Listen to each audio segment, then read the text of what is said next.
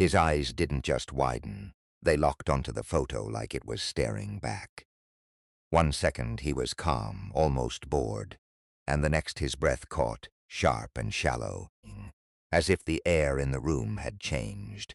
He pushed the picture away with 2 fingers, not touching it, like it could burn him.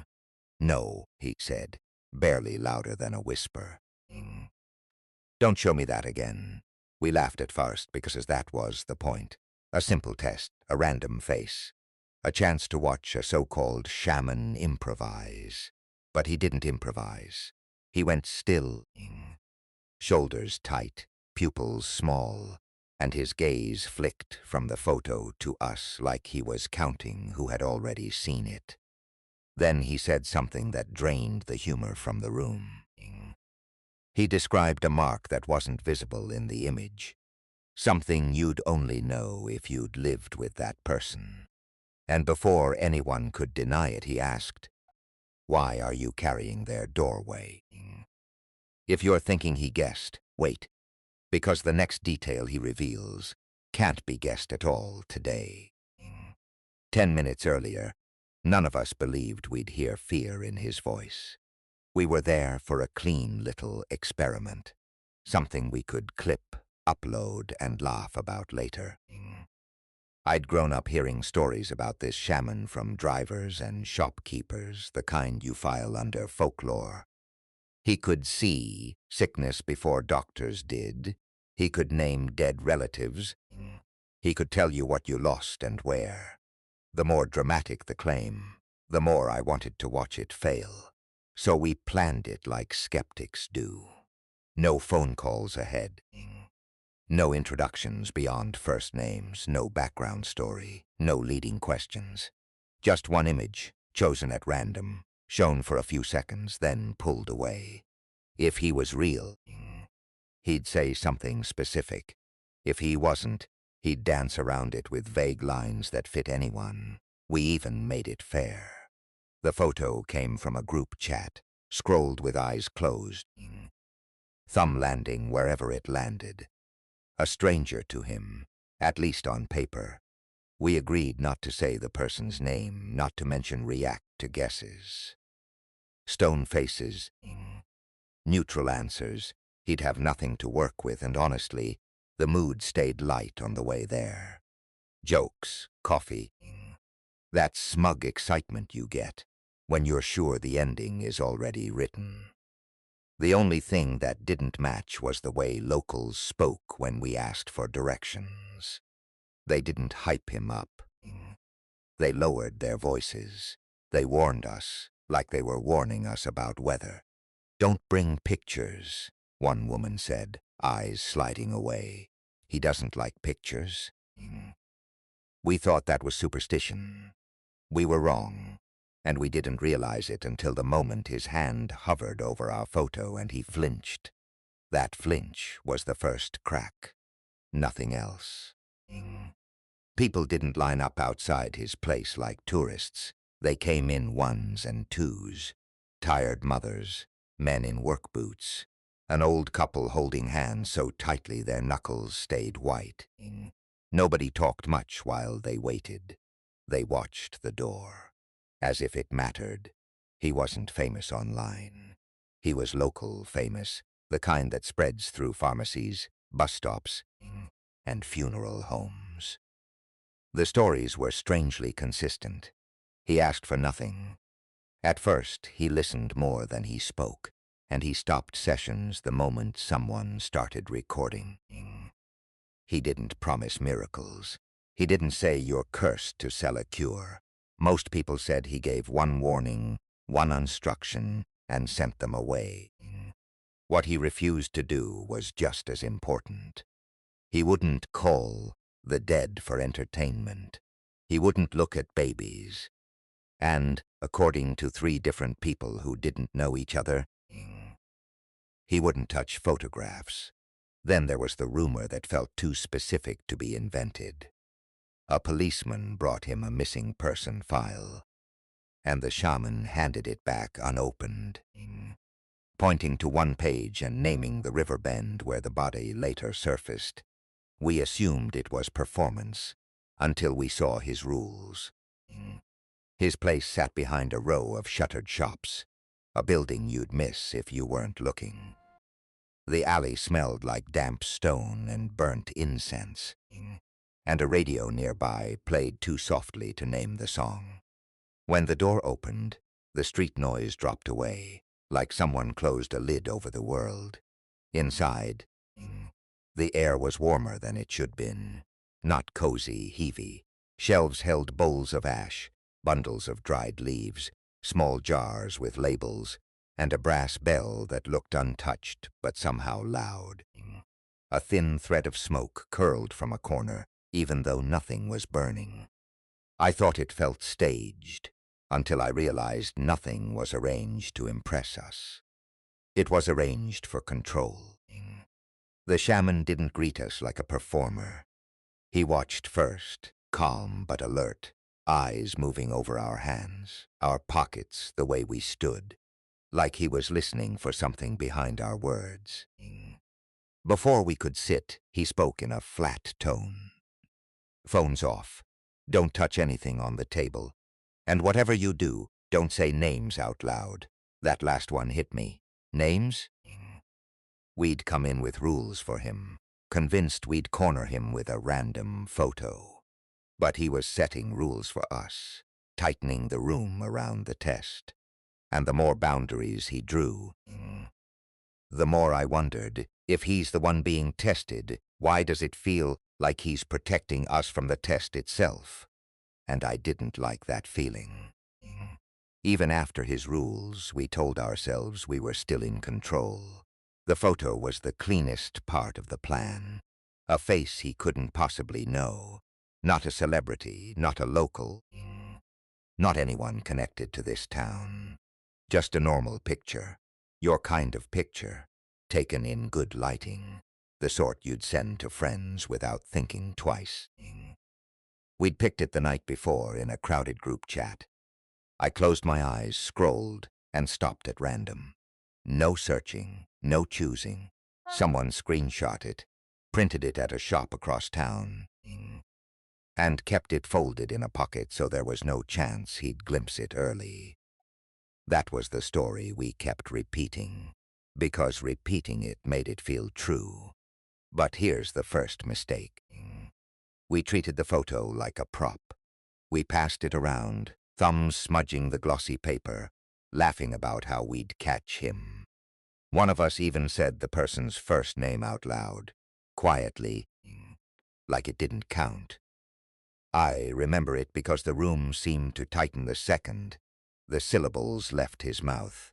When we sat, I slid the folded print toward the shaman's table, forgetting his warning about touching things. He didn't reach for it.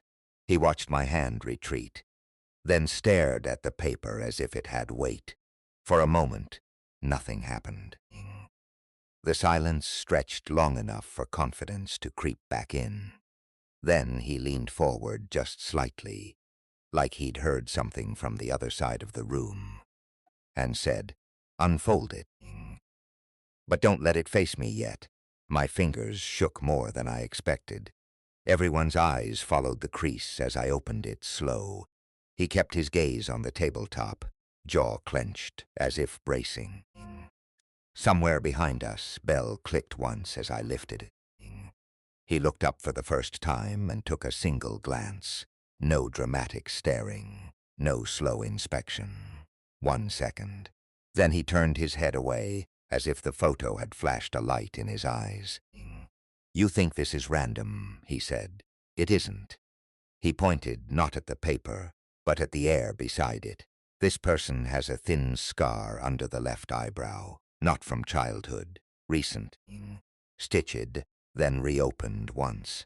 My friend frowned, because the scar wasn't visible in the picture. It was hidden by shadow and angle. The shaman kept going. "They chew the inside of their cheek when they're anxious. Right here." He tapped his own mouth, same spot like he'd watched it happen. "And they haven't slept in 3 nights. They keep waking at 3:17. I felt the room shift. We tried to do what skeptics do, explain. Maybe he was throwing out common traits. Maybe he'd read our faces. Maybe we were reacting without noticing. Then he said, "There's a blue tile missing in their bathroom, near the drain. They step around it every morning." He finally looked at us, eyes hard. Why? No one answered. Because something followed the camera, and it recognizes the people who look too long at it. Tell me the truth. Where was this photo taken? And why did you bring the doorway here? He didn't let us speak. He held one palm up, not for silence, but like he was keeping distance between us and the paper.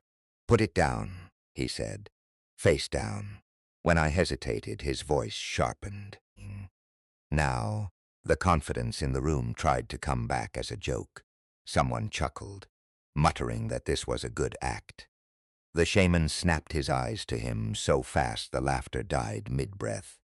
"Act?" he repeated, almost offended. "You think I'm afraid for my reputation?"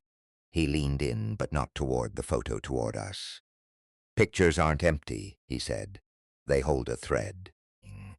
You look at the thread long enough, you pull it, and some things pull back." He tapped the table twice, slow. "It doesn't need your belief. It needs your attention." We tried to argue. "It's just ink, just paper, just a face." He shook his head, jaw tight like he was biting down anger. "You brought a person here without their consent," he said, "and you brought what follows them. If you leave like this, it will remember you as the ones who opened the door." For a long moment he studied our hands, our pockets, our eyes, like counting risk. Then he exhaled, controlled, exhausted. "I'll look again," he said quietly, "but not until I seal this room. If you want the truth, you do it my way." And before anyone could object, he reached under the table and brought out a bowl, salt, and a bell. He moved with the quiet certainty of someone locking a door you couldn't see. From a small bundle of dried leaves, he coaxed a thin ribbon of smoke, not to fill the room, just to draw a line through it. The smell was sharp and earthy, and it clung to the back of my throat. He circled the table once, eyes half-lidded, listening, as if waiting for an answer to a question he hadn't asked out loud. Then he poured a pinch of salt into his palm and let it fall in a slow, deliberate stream, making a pale border along the table's edge. No showmanship, no chance for us. Just a low whisper that sounded like someone speaking to the room itself, bargaining, warning, naming rules.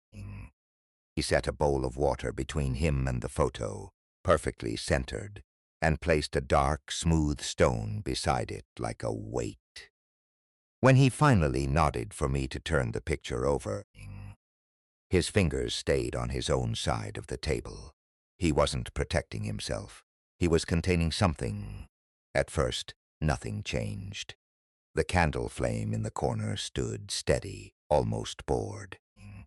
Then it leaned hard to the left, as if a breath had passed through, even though no one moved. The water trembled once, a tiny ripple that traveled from the bowl's center to the rim and back again. The temperature dropped so suddenly my skin prickled. Somewhere outside the room, something scraped, slow. Along the doorframe, like a nail testing wood, the shaman didn't flinch. He just stared at the water, face tightening, and said, very calmly, "It already noticed you." And that was the moment I realized we weren't waiting for him to read the photo.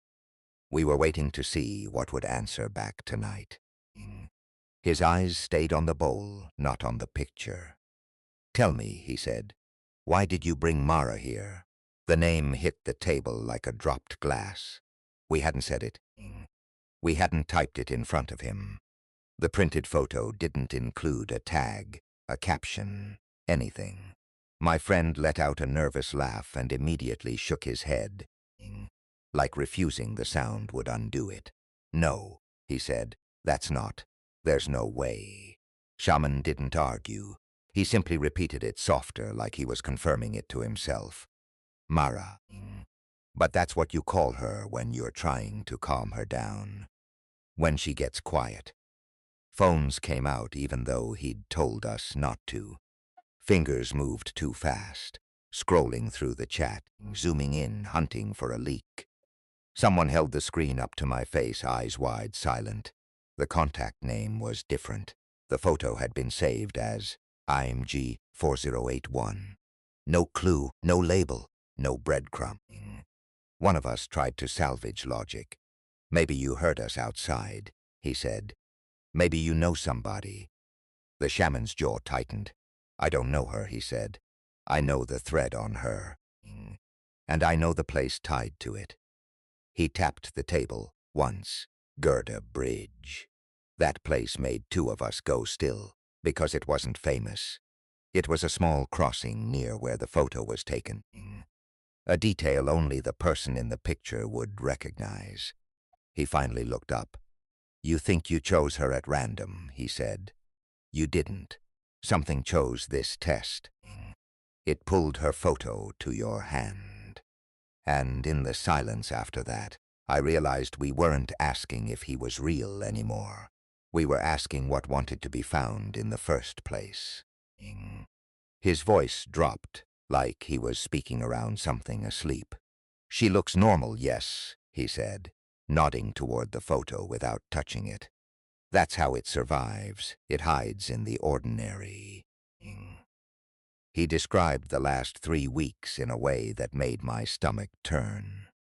The sudden argument that came out of nowhere.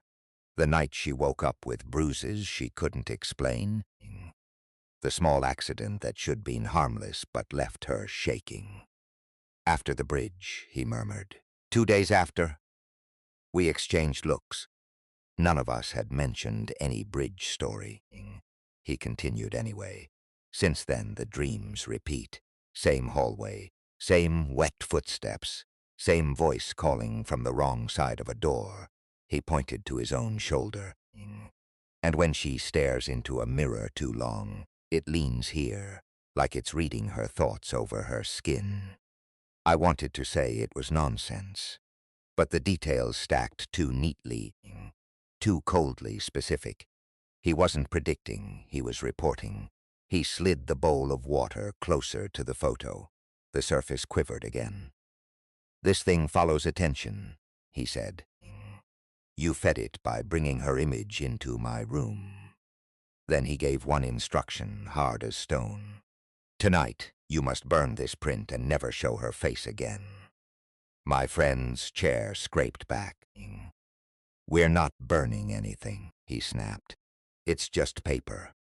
He reached for the photo again, and the candle bent sideways, like the room itself disagreed with him right then, openly. Outside, the alley air felt too clean, like the room's heaviness had been scrubbed off us. We joked on purpose, loud, forcing our voices to sound normal. The photo stayed in my friend's pocket, unburned, folded tight like a receipt. On the drive back, his phone kept dropping to 1%, then jumping to 60, then dying again. He swore the battery was new. The screen flashed once, a smear of static shaped almost like a face, then went black. At home, I told myself it was adrenaline, until 317 hit and my ceiling creaked, slow and wet, like someone shifting weight above my bed. My phone buzzed with a text from the group. Did you hear that? Then another. My door just got knocked. Twice. No one replied for a full minute, as if typing might make it real. By morning, 2 of us described the same dream without comparing notes. Oh, hallway, water on the floor, footsteps stopping behind us. One friend laughed it off, then went quiet and admitted, I feel like something's standing right behind my shoulder. That afternoon, a voice note came through from an unknown number. The shaman's voice, unmistakable, calm but urgent. You didn't listen. It followed the one who touched the picture most. Don't look at mirrors tonight. Don't answer knocks. And whatever you do, don't delete the photo yet. The message ended with a soft click like a bell.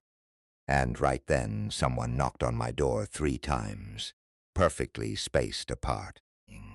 We finally opened the original file on a laptop, zooming past her smile, past the background blur, until the pixels broke. That's when we saw it, the rail of Gerda Bridge, reflected in a puddle behind her, and in that reflection, a second figure where no one had stood.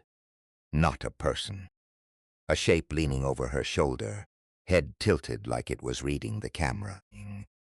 The shaman hadn't guessed. He'd recognized it. Years ago, the same presence took his brother near that bridge, and he'd spent his life learning what feeds it. Attention, names, images. Our test wasn't a test, it was bait. We did what he said.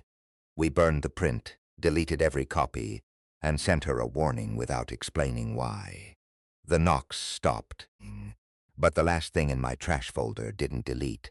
The photo reappeared, renamed, look back, and on my screen the cursor moved by itself.